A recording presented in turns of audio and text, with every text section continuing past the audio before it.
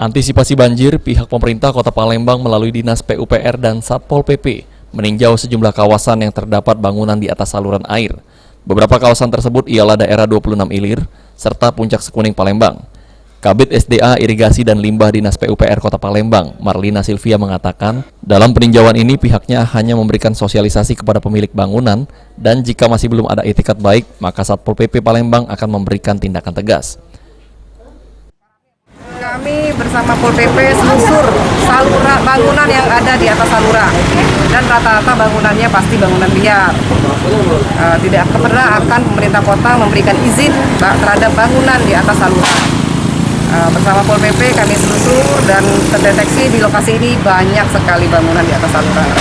Tapi ada bangunan yang bagus ya, seperti ini dia mundur.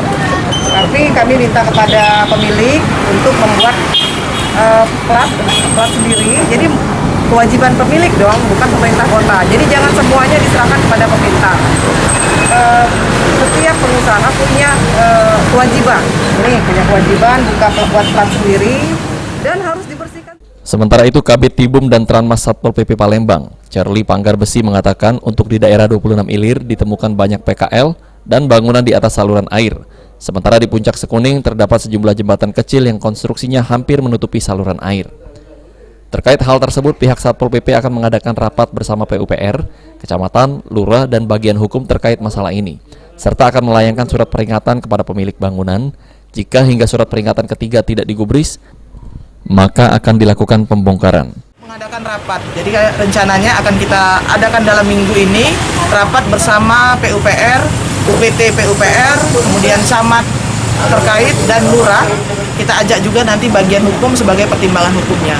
Biasanya nanti dari hasil rapat itu himbauan sudah kita lakukan selama penertiban ini, itu sudah menjadi bagian dari himbauan. Kemudian tidak diindahkan, hasil setelah rapat kita akan turunkan SP1 3 hari, belum juga bongkar mandiri, kita turunkan SP2 3 hari, belum juga di hari ke-7 SP3 itu sudah bersamaan dengan pembongkaran. Sandi Pratama, PAL TV.